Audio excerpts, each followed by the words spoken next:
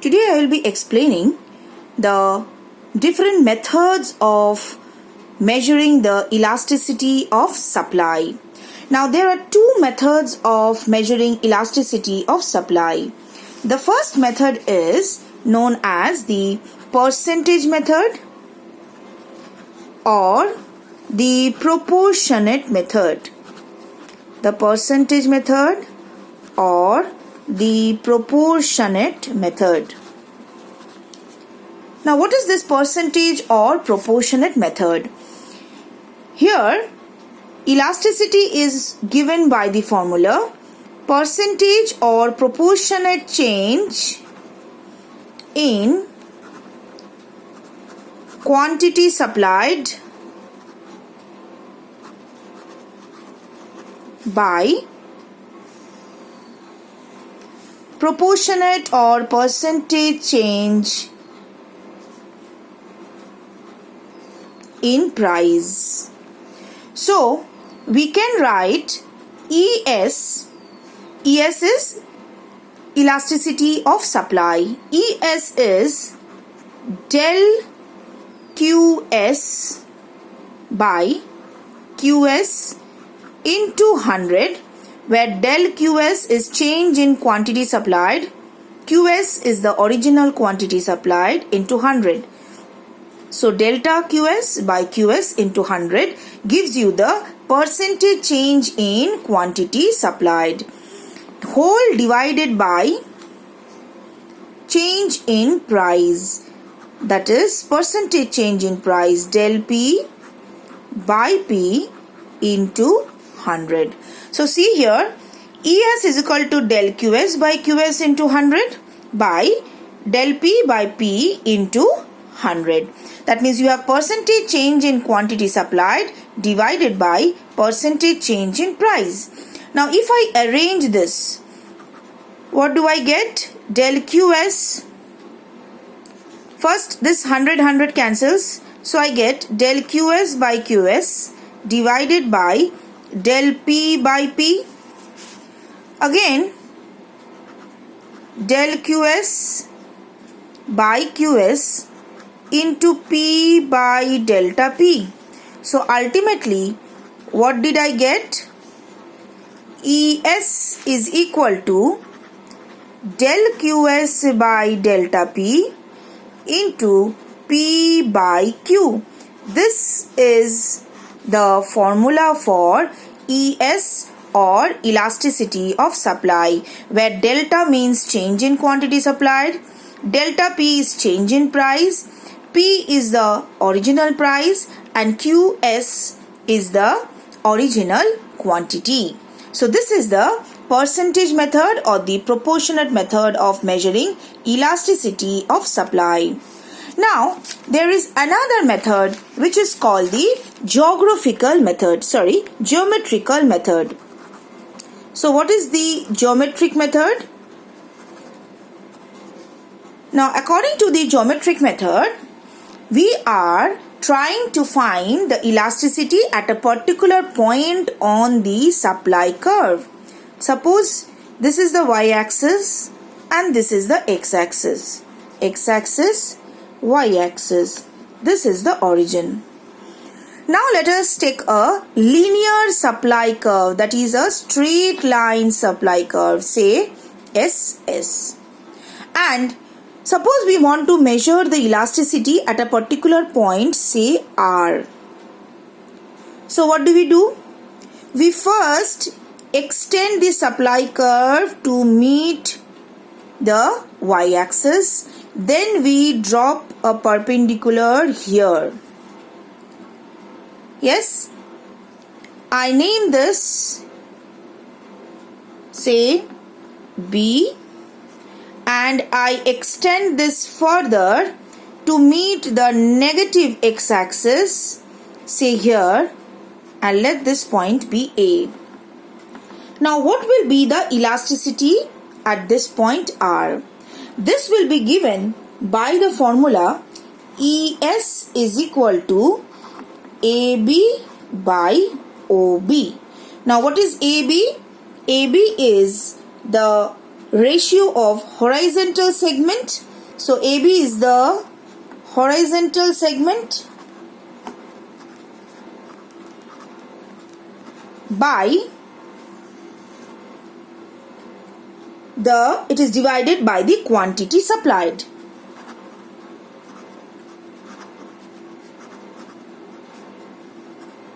So see, ES is given by AB by OB, where AB is the horizontal segment. Once you extend the supply curve and let it meet on the x-axis, here this is negative x-axis because the supply curve has been extended to meet the negative x-axis.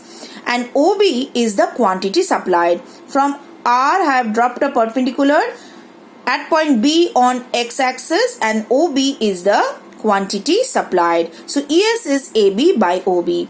But from the figure you can see that the length of AB is greater than OB.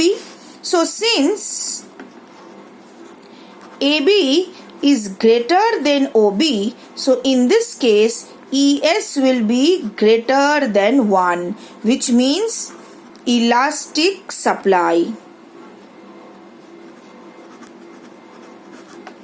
That means when supply curve touches the y-axis, then elasticity will be greater than 1. That means we have a relatively elastic supply. Now what happens in the next situation? Suppose again I draw a supply curve, say like this, SS. The supply curve here, x-axis, y-axis. Note we always measure price in the y-axis and we measure quantity in the x-axis. This is true for all. Here also we will be measuring here price and we will measuring here quantity supplied. Now again suppose I want to measure the elasticity at point K. So what do? I extend this line to meet the origin at O. From K I drop a perpendicular here, and that is B. Again, since S is extended to meet here, this point is not only the origin O, this point is also A. See, just like the previous one, when the supply curve was extended to meet the x-axis, we named it a particular point. It can be A, B, C, D, whatever, we named here A. Similarly, when I have extended this, though it has joined the origin, so it is not only the origin but it is also point A. So accordingly, what will be the formula of ES? We know ES is AB by OB. That means horizontal segment by quantity supplied. So what is the horizontal segment here? AB. And what is quantity supplied? OB. But since O and A is same, so here AB and OB is same. That means here AB is equal to OB. That is why numerator is equal to denominator and ES is equal to 1. That means it is unitary elastic. It is unitary elastic. So we have seen the case when elasticity is greater than 1, and we have also seen the case when elasticity is equal to 1. Now, in the same diagram, I am showing you the case when elasticity will be less than 1. Suppose the supply curve is somewhat like this.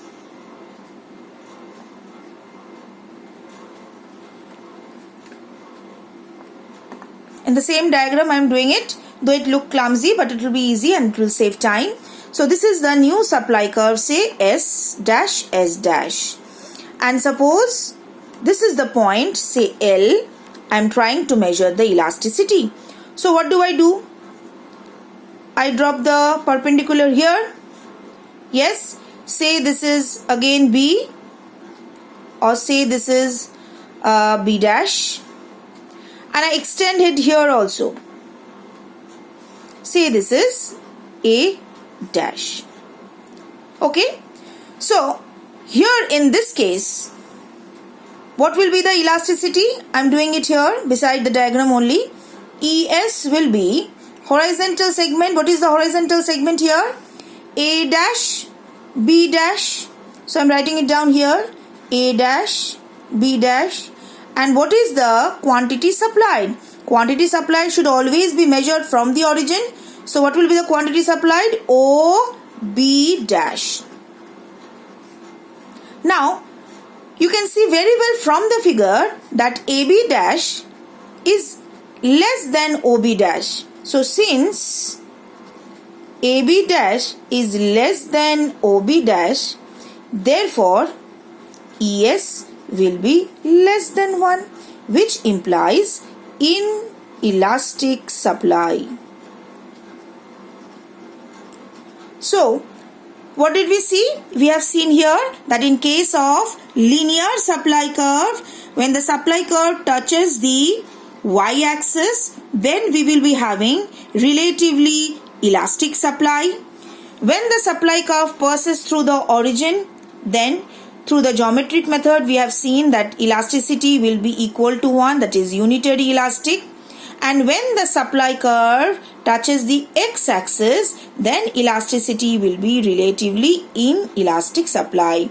Now here we have taken supply curve to be linear supply curve, that means a straight line supply curve.